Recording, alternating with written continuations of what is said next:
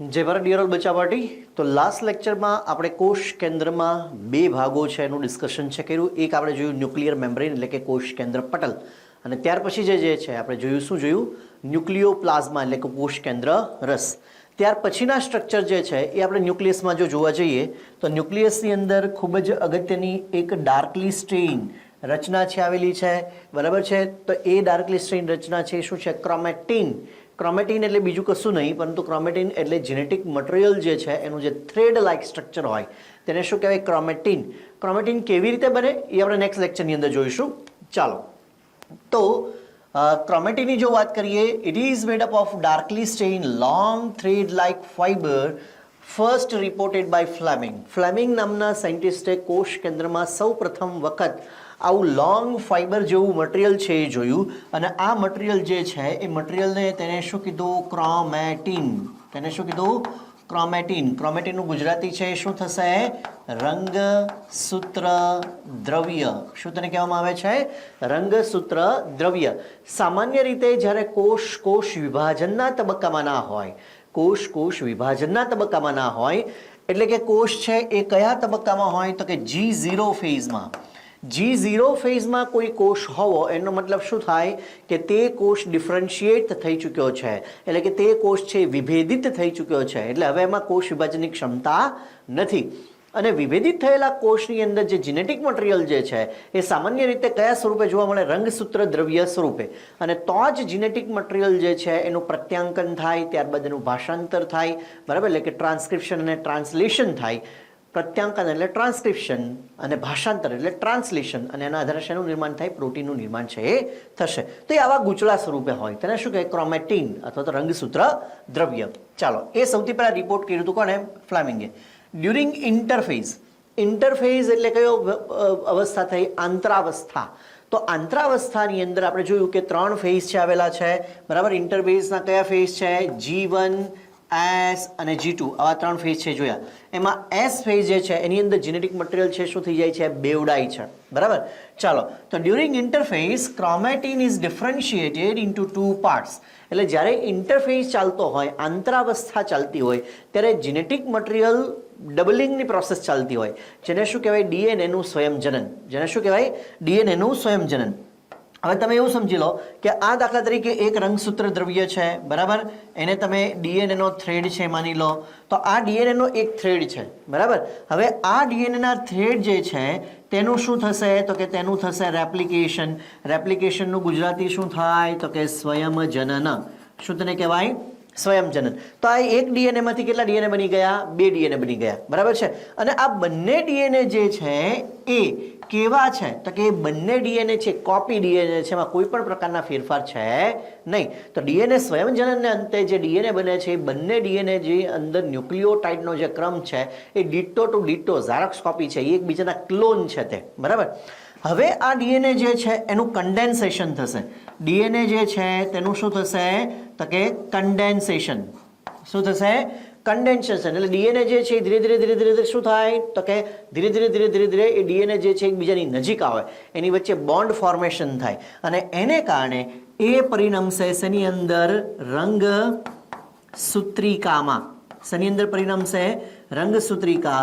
રંગસૂત્રિકાને આપણે શું કહેશું, ક્રોમેટિડ, બરાબર। તો દાખલા તરીકે આ એક થ્રેડ છે તેનું શું થયું તો કે કન્ડેન્સેશન, તો એક ક્રોમેટિડ બની। બીજા થ્રેડ જે છે એની કોપી જ છે તો એનું બી કન્ડેન્સેશન થયું, તો એનાથી શું બની, બીજી કોપી। પણ આ બંને કોપી જે છે એમાં ડીએનએ તો સરખો જ છે, અને એટલા માટે આ બંને કોપીઓ જે છે એ એકબીજાની શું કહેવાય તો કે એ બંને એકબીજાની સિસ્ટર ક્રોમેટિડ કહેવાય। શું તેને કહેવાય, સિસ્ટર ક્રોમેટિડ એટલે સમજાત રંગસૂત્રિકા। શું તેને કહીએ છીએ આપણે, સમજાત રંગસૂત્રિકા। હવે સમજાત રંગસૂત્રિકા એને આપણે શું કામ કીધું છે, એક ઉદાહરણ લઈએ। દાખલા તરીકે આ રંગસૂત્રિકામાં અહીંયા દાખલા તરીકે કોઈ એક જીન છે, એ જીનનું નામ એ છે, તો સેમ લોકેશન ઉપર બીજી રંગસૂત્રિકામાં પણ આવો જ એક જીન આવેલો છે, કયો, એ। દાખલા તરીકે અહીંયા આગળ કોઈ જીન છે, એ જીન છે સ્મોલ p, તો એવો જ જીન જે છે અહીંયા પણ શું આવેલો છે, સ્મોલ p। કારણ કે આ બંને રંગસૂત્રિકા જે છે એ સમજાત રંગસૂત્રિકા છે, એક સરખી જ રંગસૂત્રિકા છે, એને આપણે શું કહેશું, સિસ્ટર ક્રોમેટિડ। સમજાત રંગસૂત્રો અલગ વસ્તુ છે અને સમાન રંગસૂત્રિકા હોવી અલગ વસ્તુ છે. હવે આ બે રંગસૂત્રિકાઓ જે છે સરખી જ છે, એ જ્યારે બંને રંગસૂત્રિકા છે એ ભેગી થઈ જાય ત્યારે એના દ્વારા આ જે સ્ટ્રક્ચર બને છે તેને આપણે શું કહીએ છીએ? રંગસૂત્ર. એટલે તેને શું કહેવાય? ક્રોમોઝોમ. તેને શું કહેવાય? ક્રોમોઝોમ. પણ આ ક્રોમોઝોમનું આવું સ્વરૂપ, એટલે કે ક્રોમોઝોમ જે છે એ બે રંગસૂત્રિકાનો, બે સિસ્ટર ક્રોમેટિનનો બનેલો ક્યારે હોઈ શકે? તો કે જ્યારે આંતરાવસ્થા પૂરી થઈ જાય અને આંતરાવસ્થા પછી કયો તબક્કો શરૂ થઈ જાય? એમ ફેઝ જ્યારે શરૂ થઈ જાય ત્યારે આ સ્વરૂપમાં જરૂરી છે.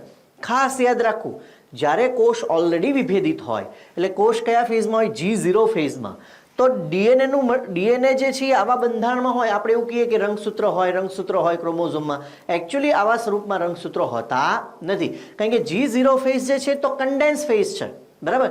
અને કન્ડેન્સ ફેઝ જે છે એ જીન એક્સપ્રેશન, એટલે કે જીનમાંથી પ્રોટીન બને એના માટે આ સ્વરૂપ જે છે એ ફેવરેબલ નથી. કયું સ્વરૂપ ફેવરેબલ છે?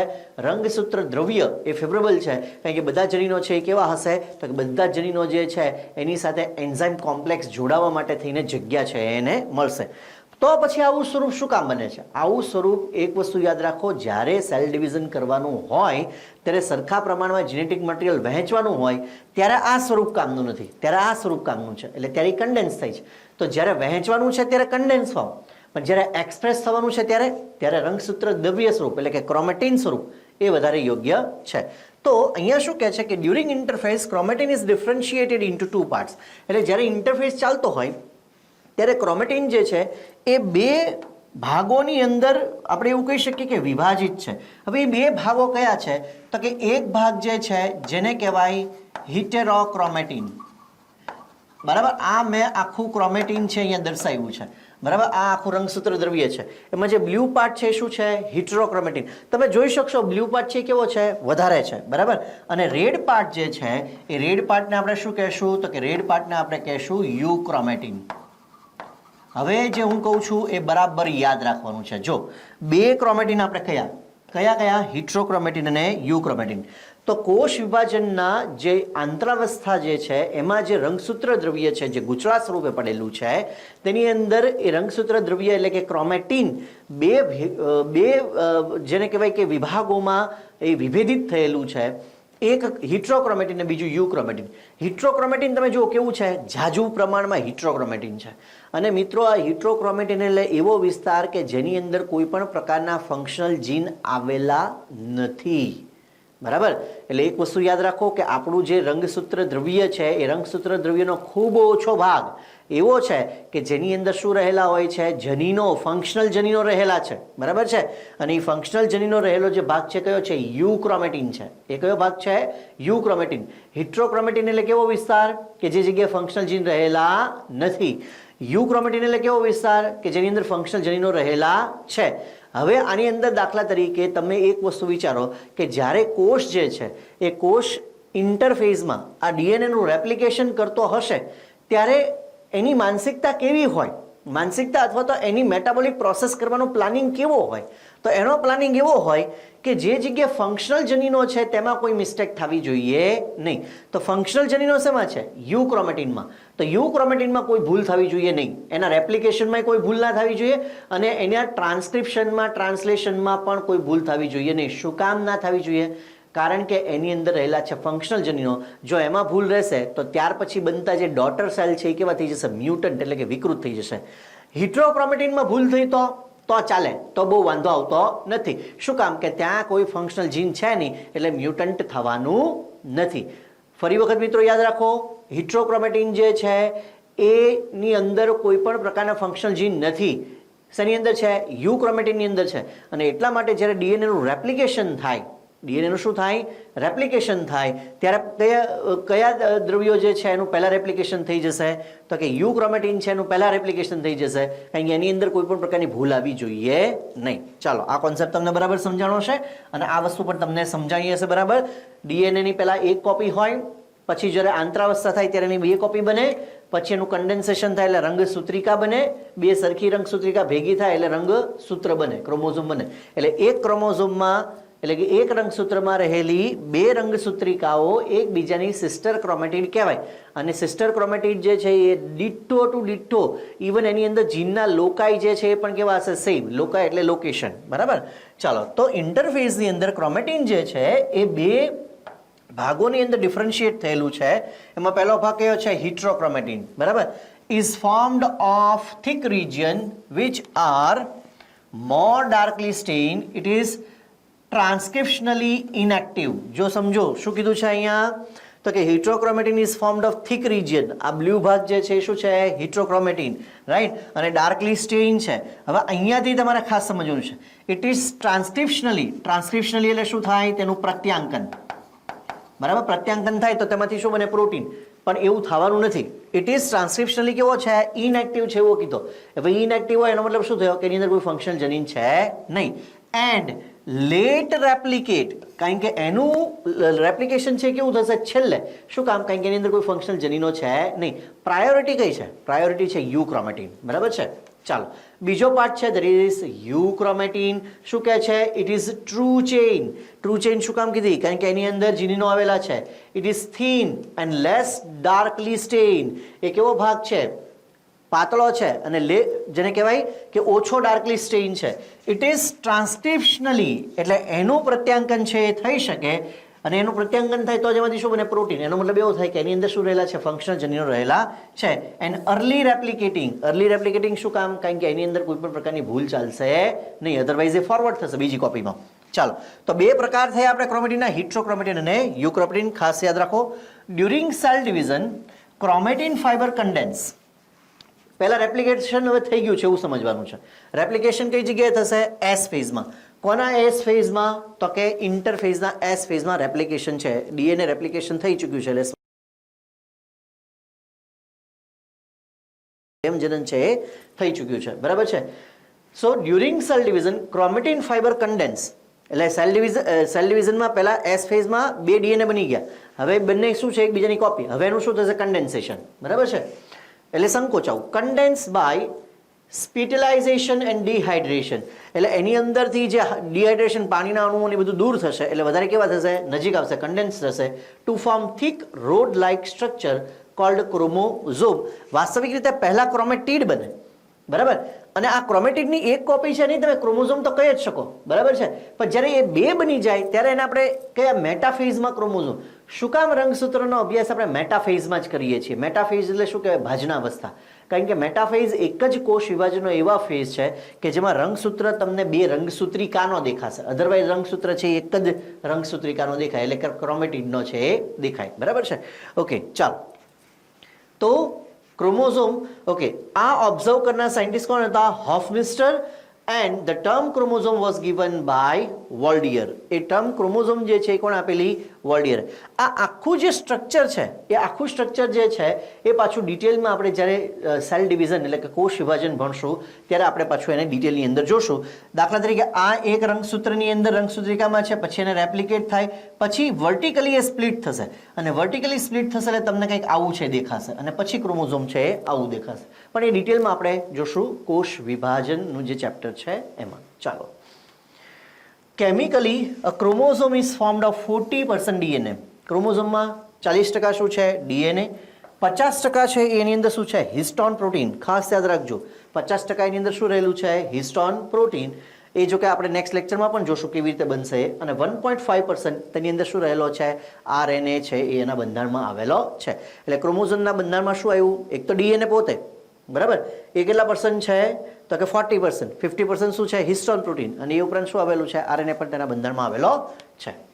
ચાલો, ત્યાર પછી number of chromosome species specific, એટલે કે ક્રોમોઝોમની સંખ્યા છે એ દરેક જાતિની અંદર એ સ્પેસિફિક છે. દાખલા તરીકે આપણે મનુષ્યની વાત કરીએ તો મનુષ્યની અંદર આપણામાં 2n = કેટલા થાય? તો કે 2n = 46. બરાબર. એટલે આપણી અંદર 23 જોડ રંગસૂત્રો છે તેવું આપણે કહી શકીએ. બરાબર. ચાલો. Maximum number of chromosome amongst plant cell are found in Ophioglossum. Ophioglossum plant જે છે એ એક પ્રકારનો ટેરિડોફાઇટ. ટેરિડોફાઇટ એટલે કેવું થાય? ત્રિઅંગી વનસ્પતિ છે. બરાબર. એનું એક ઉદાહરણ બી તમને અહીં આપ્યું છે, એડસ્ટંગ. બરાબર છે. અને એની અંદર 2n એટલે કેટલા થાય? એટલે ડિપ્લોયડ અવસ્થામાં કેટલા રંગસૂત્રો છે? 1260 રંગસૂત્રો છે. અને અમંગ્સ જો આપણે એનિમલ સેલની વાત કરીએ તો ઓલકાન્થા જે એક પ્રકારનું પ્રોટોઝુઅન છે અને એમાં ડિપ્લોયડ એટલે કે દ્વિકીય રંગસૂત્ર જે છે એની સંખ્યા કેટલી થાય? 1600. એટલે તમે વિચારો આપણામાં 23 જોડ છે, બરાબર, એટલે 46 રંગસૂત્ર. જો આપણે એડર સંઘની વાત કરીએ તો 1260 રંગસૂત્ર આવેલા છે. અને એવી રીતે જો હું એલોકાન્થાની વાત કરું જે પ્રોટોઝુઅન્સ છે એ તો આપણે ભણવામાં બી આવશે ક્લાસિફિકેશનમાં, તો એની અંદર લગભગ નહીં આમ તો પાકું 1600 જેટલા રંગસૂત્ર એની અંદર આવેલા છે. ચાલો, minimum number of chromosome amongst animal are found in ascaris. સૌથી ઓછા પ્રમાણમાં ક્રોમોઝોમ જે છે એની અંદર પ્રાણીમાં જોવા મળે એસ્ક્રિસમાં. ત્યાં 2n ઇઝ ઇક્વલ ટુ શું છે? 2. એટલે n ઇઝ ઇક્વલ ટુ કેટલું થયું? 1. એટલે એક જ જોડ રંગસૂત્ર આવેલા છે. And amongst plant in હેપ્લોપેપસ. હેપ્લોપેપસ ગ્રેસિલસ જે છે એ ફ્લાવરિંગ પ્લાન્ટ છે અને એ ફ્લાવરિંગ પ્લાન્ટમાં 2n ઇઝ ઇક્વલ ટુ શું છે? 4. તો મેક્સિમમ પ્લાન્ટમાં કયા? બરાબર, મિનિમમ પ્લાન્ટમાં કયા? મેક્સિમમ એનિમલમાં કયા? મિનિમમ એનિમલમાં કઈ જગ્યાએ રંગસૂત્ર આવેલા છે એનું આપણે આ ડિસ્કશન છે એ કર્યું. ચાલો, each chromosome has membrane called pellicle and is filled with the chromoplasm. હવે આ દાખલા તરીકે મેં આખું ક્રોમોઝોમ બનાવ્યું છે, બરાબર. તો આ ક્રોમોઝોમ જે છે એની જે બહારનું જે આ આવરણ છે, આ આવરણને શું કહેવામાં આવે? એ આવરણને કહેવાય પેલિકલ. અને એ પેલિકલ જે છે એ પ્રોટીનિયસ લેયર છે. એ પેલિકલ છે શું છે? એક પેકેજિંગ મટીરિયલ છે કે જેથી ડીએનએનો થ્રેડ બહાર ના નીકળી જાય. એ આખું પેકેજિંગ મટીરિયલ છે એ શું છે? પેલિકલ. અને આ આખું ક્રોમોઝોમ છે એ ક્રોમોઝોમની અંદર પણ કેટલાક કોલોઇડલ સબસ્ટન્સ છે એ પડેલા છે, બરાબર, આવી રીતે દાખલા તરીકે. એટલે એનું ક્રોમોઝોમનું પોતાનું પણ એક મેટ્રિક્સ છે, બરાબર. એ મેટ્રિક્સને આપણે શું કહેશું? ક્રોમોપ્લાઝમ. એને આપણે શું કહેશું? ક્રોમોપ્લાઝમ. જેમ સાઇટોપ્લાઝમ, જેમ ન્યુક્લિયોપ્લાઝમ, એવી રીતે શું થયું? ક્રોમોપ્લાઝમ, બરાબર છે. ચાલો, a chromosome consists of two identical and spirally coiled thread called sister chromatid. એટલે એક ક્રોમોઝોમ જે છે હજી હમણાં જ આપણે જોયું કે એની અંદર વાસ્તવિક રીતે શું હોય તો કે બે સ્પાઇરલી એરેન્જ ક્રોમેટિડ હોય અને એ આઇડેન્ટિકલ હોય. આઇડેન્ટિકલ હોય એટલે કેવી હોય? સમાન હોય, બરાબર છે. Okay, and the chromosome also having a centromere which is known as primary constriction. એટલે આ વાસ્તવિક રીતે જો આની અંદર આ થ્રેડ અને આ થ્રેડ, બરાબર, આ બંને થ્રેડ જે છે એ કેવા છે? એ બંને ડીએનએનું જેનેટિક મટીરિયલની અંદર છે એ સમાન છે. અહીંયા હું કેટલીક વસ્તુઓ કહું છું, ધ્યાનથી સમજજો બચ્ચા પાર્ટી. અહીંયા મેં આ ક્રોમેટિડ બનાવી છે ને, તો એનો મતલબ એવો થયો કે આ જે ક્રોમેટિડ છે એ તમે એવું સમજી લો કે પેલું હમણાં આપણે ડીએનએનો થ્રેડ બનાવ્યો હતો એને ક્રોસ કરી ગયું છે. હજી એક વખત આપણે અહીંયા બનાવી નાખીએ, ચાલો ઝડપથી. એટલે એ સ્ટેજ છે કેવું છે તો કે આ ડીએનએ હતો એક, પછી એનું શું થઈ ગયું? રેપ્લિકેશન. તો એ કેટલા થઈ ગયા? 2. હવે એનું શું થાય? કન્ડેન્સેશન. હવે કન્ડેન્સેશન પછીનું જે સ્ટેજ છે એ મેં સ્ટેજ છે અહીંયા દર્શાવેલું છે. હવે કન્ડેન્સેશન પછીનું સ્ટેજ હોય તો એનો મતલબ એવો થાય કે આ બંને થ્રેડ વાસ્તવિક રીતે કેવા છે? સમાન છે, આઇડેન્ટિકલ છે, બરાબર છે. હવે જો આ થ્રેડનું આવું પેરેલલ એરેન્જમેન્ટ હોય, આ થ્રેડનું શું હોય? આવું પેરેલલ એરેન્જમેન્ટ હોય. ફરી વખત આ બંને થ્રેડ, બંને ડીએનએ છે કેવા છે? સમાન છે. બંનેની અંદર જનીનો કેવા છે? સમાન છે. કારણ કે ડીએનએનું રેપ્લિકેશન થયું છે અને રેપ્લિકેશનને અંતે આવા 2 ડીએનએ બન્યા છે, બરાબર છે. ઓકે, અને પછી કન્ડેન્સ થઈને શું બનાવ્યું? ક્રોમેટિડ બનાવી. તો આ બંને જે થ્રેડ છે એ કેવા છે? સમાન. હવે એ બંને થ્રેડ જો આવા પેરેલલ ગોઠવાયેલા હોય એટલે એકબીજાથી કેવા હોય? છૂટા ગોઠવાયેલા હોય, બરાબર છે. તો એવા એરેન્જમેન્ટને શું કહેવાય? પેરાનેમિક એરેન્જમેન્ટ કહેવાય. તેને શું કહેવાય? પેરાનેમિક એરેન્જમેન્ટ. અને આવું એરેન્જમેન્ટ કેવા કોષોમાં હોય તો કે જે કોષોમાં મિયોસિસ થતું હોય તેવા કોષો. હવે એવા કોષો કયા છે તો કે જર્મલાઇન સેલ, કે જેમાંથી શું નિર્માણ પામે છે? શુક્રકોષો અને અંડકોષ. એવા ડિપ્લોઇડ કોષ જે છે તેને આપણે શું કહીએ છીએ તો કે જનન કોષો જેમાંથી નિર્માણ પામે એ માતૃકોષ, બરાબર, તેને આપણે શું કહીએ છીએ? જર્મલાઇન સેલ, જનન અધિચ્છદના કોષો. તો એ જનન અધિચ્છદના કોષો જે છે એનું મિયોસિસ થાય. તો એ જનન અધિચ્છદના કોષોનું જેનું મિયોસિસ થાય છે એની અંદર જે ડીએનએના થ્રેડ ગોઠવાયેલા હશે શેમાં? ક્રોમેટિડમાં. એ ક્રોમેટિડમાં કેવા હશે? પેરેલલ. પણ જો માઇટોટિક સેલ ડિવિઝન થતું હોય એટલે જે બાકીના સામાન્ય કોષોમાં બધામાં માઇટોટિક સેલ ડિવિઝન થતું હોય તો એની અંદર જે 2 ડીએનએ જે થ્રેડ છે એનું એરેન્જમેન્ટ છે એ આવું હશે, જેને આપણે શું કહેશું? પ્લેક્ટોનેમિક. એક શું છે? પેરાનેમિક. પેરાનેમિક ક્યારે? જો મિયોસિસ થવાનું હોય તો શું થઈ શકે તો કે પેલું ચાઇઝમાં ફોર્મેશન ને બધું બરાબર થઈ શકે સ્વસ્તિક ચોકડીને, બરાબર. અને જો એવું કાંઈ ના જોવાનું હોય, એક્સચેન્જ ઓફ મટીરિયલ કરવાનું જ ના હોય, તો એ કયા ફોર્મમાં હશે? પ્લેક્ટોનેમિક એરેન્જમેન્ટ છે આવેલું હોય, અને એ શેની અંદર હશે? માઇટોટિક સેલ ડિવિઝનની અંદર. હવે આ મેં તો એક જ ક્રોમોઝોમમાં બંને એ ઉપર જે છે એ કયું દેખાડી દીધું? પેરાનેમિક. નીચે કયું દેખાડી દીધું? પ્લેક્ટોનેમિક. આવું હોતું નથી. કાં તો આ હશે કાં તો આ હશે, એવું તમે સમજીને ચાલજો. ઓકે, હવે તમે આ પાર્ટ ઉપર આવી જાઓ. તો આ પાર્ટમાં તમે જુઓ કે આ બે ડીએનએના મેં થ્રેડ બનાવ્યા છે. હવે એ બે ડીએનએના થ્રેડ બંને કેવા છે? આઇડેન્ટિકલ ટુ ઈચ અધર, એટલે બંને એકબીજાની કોપી છે. એટલે એનો મતલબ શું થયો કે ડીએનએનો એક થ્રેડ હતો, તેનું એસ ફેઝમાં શું થઈ ગયું? સંયમજનન થઈ ગયું, બે બની ગયા, એનું કન્ડેન્સેશન થઈ ગયું, હવે ક્રોમેટિડ છે બની છે. હવે આ સમયે શું થાય તો કે આ સમયે એક વસ્તુ બચ્ચા પાટી યાદ રાખો કે આ સમયે અહીંયાથી આ દાખલા તરીકે વિસ્તાર છે, ત્યાંથી આ બંને જે ભાગ છે તેને શું કહેવાય? ટીલોમિયર એન્ડ. એ બંને ભાગને શું કહેવાય? ટીલોમિયર એન્ડ. અને ત્યાંથી આ રંગસૂત્ર જે છે એ રંગસૂત્ર છે એ શું થાય? સ્પ્લિટ થાય વર્ટિકલી. એટલે આવી રીતે આપણે એવું કહી શકીએ કે રંગસૂત્ર જે છે એ આવી રીતે વર્ટિકલી આવી રીતે સ્પ્લિટ થશે, બરાબર. સેમ આ બાજુએ પણ એવું થશે. હવે જો એ વર્ટિકલી સ્પ્લિટ થાય તો આની પછીનું સ્ટેજ જે છે એ તમે કંઈક આવું વિચારી શકો કે નહીં? આવું થઈ જશે. જો એ કમ્પ્લીટ જો એનું જે સ્પ્લિટિંગ છે ક્યાં સુધી પહોંચી ગયું? સેન્ટ્રોમિયર સુધી. તો એ આવું બની જશે. અને જો આવું બને તો તમે સમજો અહીંયા ડીએનએનો એક થ્રેડ જશે, અહીંયા ડીએનએનો એક થ્રેડ, અહીંયા ડીએનએનો એક થ્રેડ, અહીંયા ડીએનએનો થ્રેડ, અને આ બંને કેવા હશે? સેમ જ હશે કે નહીં? એ બંને કેવા હશે? આઇડેન્ટિકલ. અને એટલા માટે એક રંગસૂત્રમાં આવેલી બે રંગસૂત્રિકાને આપણે કેવું કહીએ છીએ? આઇડેન્ટિકલ કહીએ છીએ. ઓકે, ચાલો આ વસ્તુ છે તમને સમજાઈ ગઈ હશે.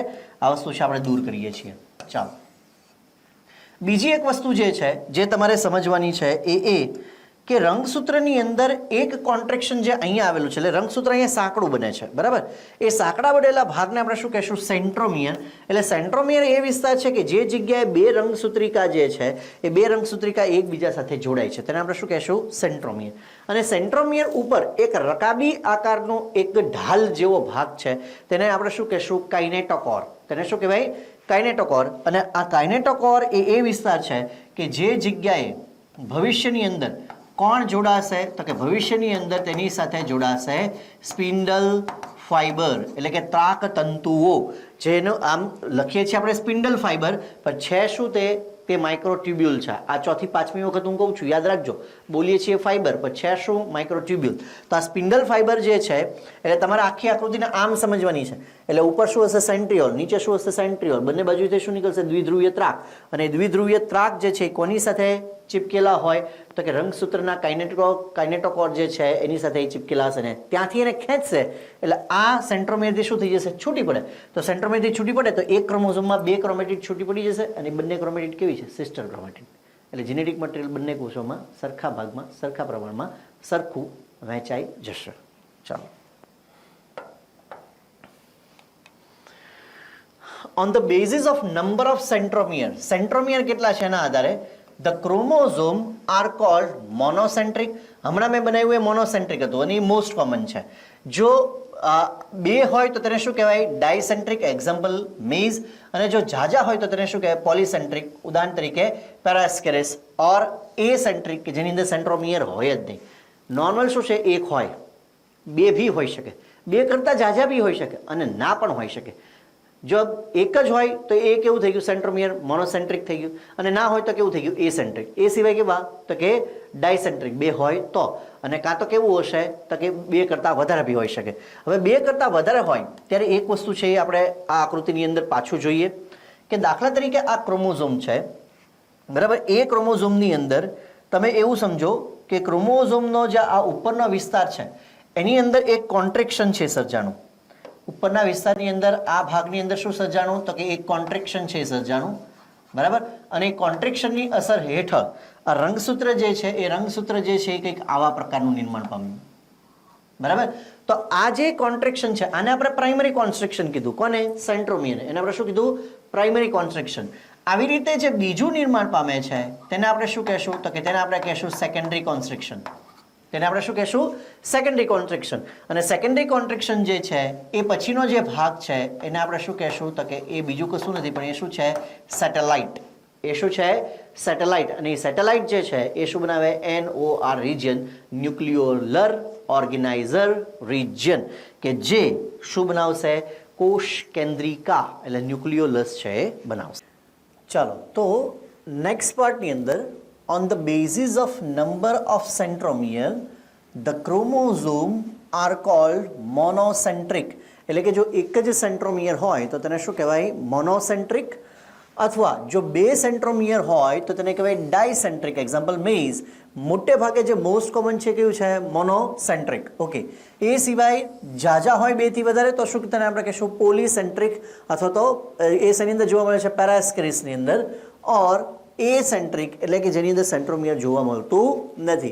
એટલે મોનોસેન્ટ્રિક કે જેમાં એક સેન્ટ્રોમિયર છે, ડાયસેન્ટ્રિક જેમાં બે સેન્ટ્રોમિયર છે, પોલીસેન્ટ્રિક જેમાં બે કરતાં વધારે સેન્ટ્રોમિયર છે, અને એ સેન્ટ્રિક જેમાં એક પણ સેન્ટ્રોમિયર આવેલું હોતું નથી. તો આ પ્રકારે આપણે રંગસૂત્રના પ્રકાર પડી શકીએ. એ ઉપરાંત on the basis of position of centromere the chromosome are classified as, એટલે કે સેન્ટ્રોમિયર જે છે એ સેન્ટ્રોમિયરના સ્થાનના આધારે, અહીં તમે જો હું 4 ડાયાગ્રામ બનાવું છું. આ પહેલા ડાયાગ્રામની અંદર આ ક્રોમોઝોમમાં સેન્ટ્રોમિયર જે છે કેવું છે? એક્ઝેક્ટ વચ્ચે છે, અને એને કારણે ઉપર અને નીચેના આર્મ એટલે કે ભુજા એ કદમાં કેવા છે? સરખા. ઓકે, બીજા ક્રોમોઝોમની અંદર જો તમે ધ્યાનથી જુઓ તો સેન્ટ્રોમિયર જે છે એ સેન્ટરથી થોડુંક ખસેલું છે. એટલે એક ભુજા થોડીક ટૂંકી, એક ભુજા થોડીક લાંબી છે. ઓકે, ત્રીજા જો આપણે ક્રોમોઝોમની અંદર જોઈએ તો જે સેન્ટ્રોમિયર જે છે એ સબ ટર્મિનલ છે, એટલે એક છેડેથી નજીક છે. જો એક છેડેથી નજીક હોય તો એક ભુજા અતિશય ટૂંકી, એક ભુજા અતિશય લાંબી થાય. આમાં શું થયું? સેન્ટ્રોમિયર સેન્ટરથી થોડુંક ખસેલું છે, એટલે એક ભુજા થોડીક લાંબી, એક ભુજા થોડીક ટૂંકી છે. અહીંયા સબ ટર્મિનલ છે, એટલે એક ભુજા જે છે એ કેવી છે? ખૂબ જ ટૂંકી, અને એક ભુજા છે ખૂબ જ લાંબી. અને જે લાસ્ટ પાર્ટ છે જેની અંદર સેન્ટ્રોમિયર છે એ એક છેડે આવેલું હશે, અને એક માત્ર શું આવેલી હશે? ભુજા છે આવેલી હશે. બીજી ભુજા છે એ ખૂબ જ રૂડિમેન્ટરી છે. તો આના આધારે ક્રોમોઝોમના જે છે એ પ્રકાર પડે. આ જે પહેલો પ્રકાર છે કે જેમાં સેન્ટ્રોમિયર છે એ સેન્ટરની અંદર હશે અને બંને ભુજાઓનું કદ છે કેવું? સમાન, તેને મેટાસેન્ટ્રિક કહેવાય. ત્યાર પછી જે બીજો પ્રકાર છે તેને કહેવાય સબમેટાસેન્ટ્રિક, કારણ કે તેમાં સેન્ટ્રોમિયર સેન્ટરથી થોડુંક ખસેલું છે, એટલે એક ભુજા થોડીક ટૂંકી, એક ભુજા થોડીક લાંબી છે. ઓકે, ત્યાર પછી જે ત્રીજો પ્રકાર જે છે તેને કહેવામાં આવે એક્રોસેન્ટ્રિક ક્રોમોઝોમ. એટલે કે એમાં સેન્ટ્રોમિયર એક છેડેથી થોડુંક જ દૂર આવેલું છે, એટલે એક ભુજા અતિશય ટૂંકી, એક ભુજા અતિશય લાંબી. અને ચોથો જે પ્રકાર છે એ છે ટીલોસેન્ટ્રિક, કે જેમાં સેન્ટ્રોમિયર એક છેડે આવેલું છે અને એક જ ભુજા છે આવેલી છે. હવે આ 4 ક્રોમોઝોમ જે આપણે બનાવ્યા એ 4 ક્રોમોઝોમમાં મેટાસેન્ટ્રિક, સબમેટાસેન્ટ્રિક, એક્રોસેન્ટ્રિક આ ત્રણેય ક્રોમોઝોમ છે એ હ્યુમનની અંદર આવેલા હોય છે આપણા કેરિયોટાઇપમાં. પરંતુ ટીલોસેન્ટ્રિક જે છે એ આપણા કેરિયોટાઇપ એટલે કે આપણામાં રંગસૂત્રમાં ટીલોસેન્ટ્રિક પ્રકારના કોઈ પણ રંગસૂત્ર આવેલા હોતા નથી. કેટલા રંગસૂત્ર છે આપણી પાસે? 23 જોડ. પણ એ 23 જોડની અંદર એક પણ ટીલોસેન્ટ્રિક રંગસૂત્ર આપણી પાસે નથી. હવે ખાસ આપણે રંગસૂત્રનો જ્યારે અભ્યાસ કરીએ છીએ ત્યારે આપણે ભાજનાવસ્થામાં તેનો અભ્યાસ કરીએ છીએ, અને ત્યાર પછી ભાજનોત્તર અવસ્થાની અંદર એ રંગસૂત્ર પોતાના સેન્ટ્રોમિયરથી શું થશે? છૂટા પડશે. બરાબર. હવે જ્યારે સેન્ટ્રોમિયરથી છૂટા પડે, કઈ અવસ્થાની મેં વાત કરી? મેં અવસ્થાની જે વાત કરી એ આપણે વાત કરી ભાજનોત્તર અવસ્થા. જો રંગસૂત્રનો અભ્યાસ કરવો હોય તો ભાજનાવસ્થા. બરાબર છે. કારણ કે ત્યારે રંગસૂત્ર છે એ આપણે એવું કહી શકીએ કે બે ભુજાઓનું બનેલું છે, એટલે ટોટલ આપણે એવું કહી શકીએ બે રંગસૂત્રિકા અને તેને સાંકળતા સેન્ટ્રોમિયરનું બનેલું છે. બરાબર. એટલે ભુજાઓ જે છે એ ટોટલ કેટલી થઈ જશે? 4. બરાબર. તો એ સમયે જ્યારે સેન્ટ્રોમિયરથી એ અલગ પડે છે ત્યારે એ સમયે દાખલા તરીકે આ સેન્ટ્રોમિયર છે, અને જો આપણે મેટાસેન્ટ્રિકની વાત કરીએ તો એ કંઈક આવી રચના બનાવશે. જો આપણે સબમેટાસેન્ટ્રિકની વાત કરીએ તો એ કંઈક આવી રચના બનાવશે. જો આપણે એક્રોસેન્ટ્રિકની વાત કરીએ તો એ કંઈક આવી રચના બનાવશે. અને જો આપણે ટીલોસેન્ટ્રિકની વાત કરીએ તો કંઈક આવી રચના છે બનશે.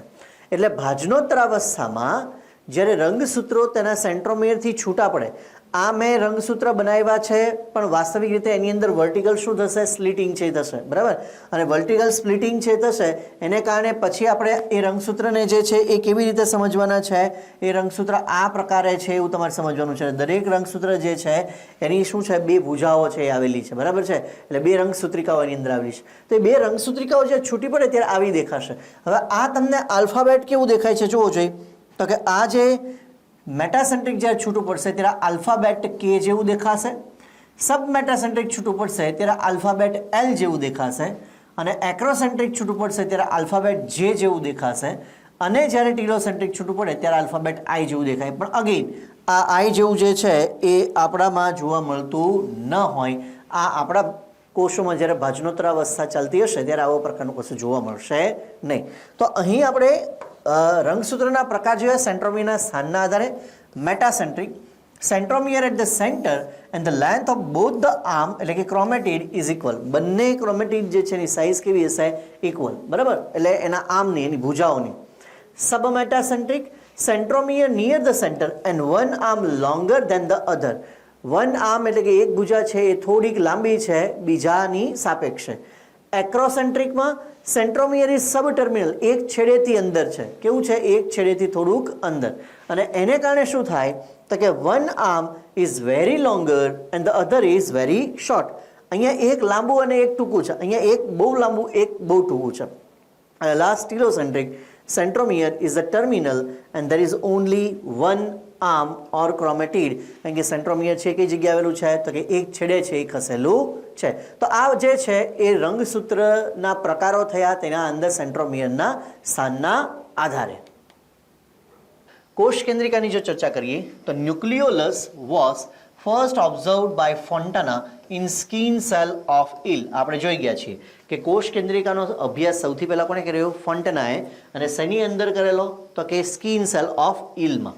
The term nucleolus was given by Bowman. એ પણ આપણે ભણી ચૂક્યા છે. કોષ કેન્દ્રિકા એ શબ્દ કોણે પ્રયોજ્યો હતો? એ બોમેને પ્રયોજ્યો હતો. It is generally associated with the NOR of nucleolar chromosome. હવે ન્યુક્લિયસની અંદર જે ક્રોમોઝોમ છે એ ક્રોમોઝોમમાં જે સેટેલાઇટ ક્રોમોઝોમ છે, સેટેલાઇટ ક્રોમોઝોમ હ્યુમનમાં કયા છે એ પણ તમને યાદ હોવા જોઈએ. 13, 14, 15 અને 21, 22 આ 5 જોડી જે છે એ 5 જોડ ક્રોમોઝોમ જે છે એ કયા છે તો કે 5 જોડ ક્રોમોઝોમ છે એ સેટેલાઇટ ક્રોમોઝોમ છે. ફરી વખત બોલું છું, 13, 14, 15, 21 અને 22. બરાબર, ચાલો. Nucleolus is absent in muscles fibre. Muscles ફાઈબરમાં ન્યુક્લિયસ હોતા નથી, આરબીસીમાં નથી હોતા, યીસ્ટમાં નથી હોતા, સ્પર્મમાં અને પ્રોકેરિયોટ્સમાં. પ્રોકેરિયોટ્સમાં તો ન્યુક્લિયસ જ નથી, તો ન્યુક્લિયોલસ તો શક્યતા જ નથી. બરાબર છે, તો આ બધા કોષોની અંદર એ આવેલું નથી. કયા કયા? મસલ્સ ફાઈબરમાં, સ્નાયુતંતુમાં નથી, રક્તકણમાં નથી, યીસ્ટમાં નથી. યીસ્ટ એટલે શું થાય? યુનિસેલ્યુલર ફંજાઈ, યાદ રાખવાનું છે. સ્પર્મમાં, શુક્રકોષમાં નથી. પ્રોકેરિયોટિક સેલ આદિકોષ કેન્દ્રીય કોષમાં પણ નથી. Generally a diploid cell has 2 nuclei. એટલે કે જો દ્વિકીય કોષ હોય તો એની અંદર ન્યુક્લિયોલસ જે છે એ કેટલા હોય? 2 હોય. But the number can vary, એટલે નંબરમાં થોડાક ફેરફાર બી હોઈ શકે. 5 in somatic cell of man. એટલે આપણે સોમેટિક સેલ એટલે શું થાય? આપણા જે દેહધાર્મિક કોષો છે એટલે દેહિક કોષો. આપણા 2 કોષો છે, એક જનન કોષો એટલે શુક્રકોષ અને અંડકોષ, અને બીજા કેવા છે? દેહિક કોષો. તો દેહિક કોષો એટલે સોમેટિક સેલ થાય. તો સોમેટિક સેલની અંદર લગભગ 5 જેટલા શું આવેલા હોય? ન્યુક્લિયોલસ છે આવેલા હોય. And 1000 nucleoli in oocytes of xenopus. xenopus જે છે એનો oocytes એટલે કે અંડકોષ જે છે એની અંદર 1000 જેટલા શું આવેલા હોય? ન્યુક્લિયોલાઈ છે આવેલા હોય. ચાલો, ત્યાર પછી આપણે જોઈએ it is formed without any limiting membrane. એટલે આ જે છે આ કોષ કેન્દ્ર નથી, આ કોષ કેન્દ્રિકા છે. બરાબર, અને આ જે આખો ભાગ છે તેને તમે વર્ણવી શકો NOR તરીકે, ન્યુક્લિયોલર ઓર્ગેનાઇઝેશન રિજિયન તરીકે. બરાબર છે, અને એની અંદર કયા કયા પાર્ટ આવેલા હોય તો સૌથી પહેલો જે પાર્ટ છે દેટ ઇઝ પાર્સ એમોર્ફા, ત્યાર પછી ફાઇબ્રિલર ઝોન, ત્યાર પછી ગ્રેન્યુલર ઝોન. બરાબર, અને ચોથો જે પાર્ટ છે દેટ ઇઝ ન્યુક્લિયોલર એસોસિએટેડ ક્રોમેટિન. હવે એ પહેલાં તમારે એક વસ્તુ ખાસ જોવાની છે કે ન્યુક્લિયોલસ કોષ કેન્દ્રિકા એ મેમ્બ્રેનસ સ્ટ્રક્ચર નથી, પણ એની અંદર જે ક્રોમેટિન જે ગોઠવાયેલા છે એ તમને એવું લાગે કે મેમ્બ્રેન જેવું છે. એટલે આ આખું તમને મેમ્બ્રેન જેવું દેખાશે. અને એ જે ભાગ છે તેને શું કહેવાય? પેરી ન્યુક્લિયોલર મટીરિયલ છે. મેમ્બ્રેન ભૂલથી લખવું નહીં. શું છે તે? પેરી ન્યુક્લિયોલર મટીરિયલ. એટલે આપણે એવું કહી શકીએ પરિકોષ કેન્દ્રિકા દ્રવ્ય. તેને શું કહેવાય? પરિકોષ કેન્દ્રિકા દ્રવ્ય. કોષ કેન્દ્રિકાની આસપાસ રહેલું દ્રવ્ય. એ પટલ જેવું દેખાય છે, પટલ છે નહીં. ઓકે, હવે એની અંદરની બાજુએ તમે જુઓ તો આખું જે એના બંધારણની અંદર જે મેટ્રિક્સ રહેલું છે એ મેટ્રિક્સને શું કહેવાય? પાર્સ એમોર્ફા. એ મેટ્રિક્સને શું કહેવાય? પાર્સ એમોર્ફા, જે મેં અહીંયા બ્લુ ડોટેડ પાર્ટ સ્વરૂપે દર્શાવેલું છે. તો pars amorpha it is a central and proteinaceous part. એ આની અંદર રહેલો સેન્ટર ભાગ છે અને ત્યાં આગળ શું આવેલું છે? ખૂબ બધું પ્રોટીન આવેલું છે, બરાબર છે.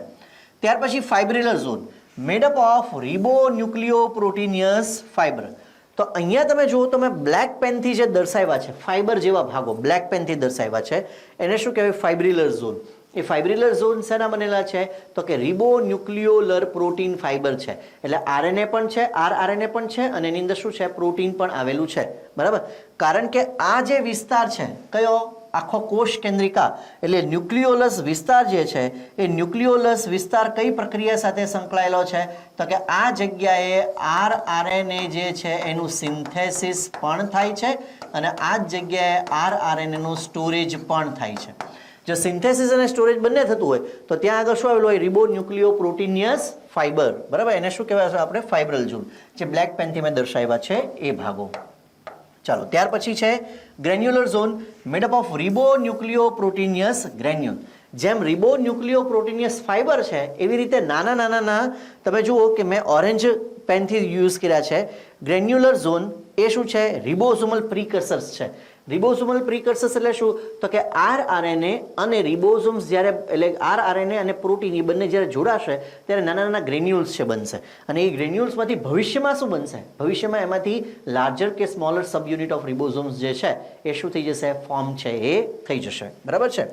ચાલો, ત્યાર પછી છે nucleolar associated chromatin.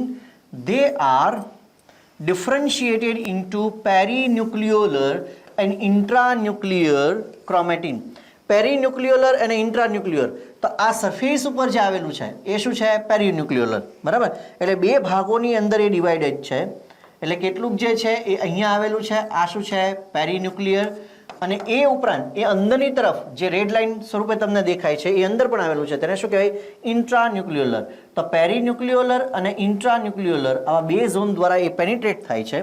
પેરીન્યુક્લિયોલર chromatin is produced into a ingrowth called trabeculae. એટલે આ અંદર જે આવતા જે ભાગો છે એ બધા ભાગોને તમારે શું સમજવાના? પટલ જેવા જે ભાગો છે તેને સમજવાના છે ટ્રેબેક્યુલી, બરાબર છે. તો આ આખી આપણે કોષ કેન્દ્રિકાની રચના છે જોઈ, 4 ઝોન છે એને જોયા, પણ ઓવરઓલી કેની સાથે સંકળાયેલી છે? આરઆરએનએ સિન્થેસિસ અને સ્ટોરેજ સાથે. અને આરઆરએનએ સિન્થેસિસ સાથે સંકળાયેલી છે એના આધારે તમને બે તો પાર્ટ સીધા જ મળી ગયા. કયા બે પાર્ટ મળી ગયા? ફાઇબ્રિલર ઝોન. ફાઇબ્રિલર ઝોન શેનો બનેલો છે? તો કે એ રિબોપ્રોટીનિયસ, આપણે શું કહી શકીએ? તો કે રિબોન્યુક્લિયોપ્રોટીનિયસ ફાઇબર્સ છે. અને બીજું શું કીધું આપણે? Granular zone. એ ધીરે ધીરે એ આરઆરએનએ અને પ્રોટીન ભેગા થશે, ગ્રેન્યુલ બનશે. એ રિબોઝોમ્સના પ્રિકર્સર્સ છે, એટલે કે રિબોઝોમ્સ એમાંથી બનશે ફ્યુચરમાં, બરાબર. એ બે ઝોન થઈ ગયા. બાકીનું શું છે? તો કે બાકીનું રહેલું છે ન્યુક્લિયોલર એસોસિએટેડ ક્રોમેટીન. એટલે એક પેરીફરી ઉપર છે, તેને શું કહેશું આપણે? પેરીન્યુક્લિયોલર ક્રોમેટીન. અને એ પાછું અંદરની તરફ પેનિટ્રેટ થયેલું છે, તે શું બનાવશે? ટ્યુબરક્યુલી. તે શું બનાવશે? ટ્યુબરક્યુલી. અને આ આખા વિસ્તારની અંદર જે આધારક છે તેને આપણે શું કહેશું? પાર્સ એમોર્ફા, એટલે કે મેટ્રિક્સ છે એને આપણે કહેશું. તો આ જે ભાગ છે એની અંદર કોષ કેન્દ્રિકાની વાત કરી. હજી આપણે એક મુદ્દો છે એ લઈ લઈએ. Nucleolus is formed of rRNA and non histone acidic protein. કોષ કેન્દ્રિકા જે છે એ કોષ કેન્દ્રિકા જે છે એ એમાં શું આવેલું હોય છે? આરએનએ છે આવેલા છે, બરાબર છે. Mainly rRNA and non histone acidic protein. Histone protein શેમાં રહેલું છે? એ ડીએનએ જે ફોર્મ થાય છે, ક્રોમેટિડ જે ફોર્મ થાય છે એની વાત છે. અહીંયા આગળ જે હિસ્ટોન પ્રોટીન જે છે એ કેવું છે? નોન હિસ્ટોનિક એસિડિક પ્રોટીન છે. શું છે? એટલે હિસ્ટોન પ્રોટીન નથી, નોન હિસ્ટોન પ્રોટીન છે. એટલે કોષ કેન્દ્રિકામાં જે પ્રોટીન હોય, કોષ કેન્દ્રિકામાં ન્યુક્લિયોલસમાં જે પ્રોટીન હશે કેવું છે? નોન હિસ્ટોનિક પ્રોટીન છે અને એનો નેચર કેવો છે? એસિડિક છે. અને એને કારણે આ ભાગ જે છે એ કોષ કેન્દ્રમાં સૌથી વધારે ડાર્કેસ્ટ સ્ટેઇન પાર્ટ છે, ક્રોમેટીન કરતાં પણ વધારે. ક્રોમેટીનના અથવા ક્રોમોઝોમના અથવા ક્રોમેટિડના બંધારણમાં શું રહેલું હોય? Histone protein. અને અહીંયા આ બંધારણમાં શું રહેલું છે? નોન હિસ્ટોનિક એસિડિક પ્રોટીન છે એ રહેલું છે. તો આઈ હોપ કે તમને આ લેક્ચર છે એ સમજાણો હશે.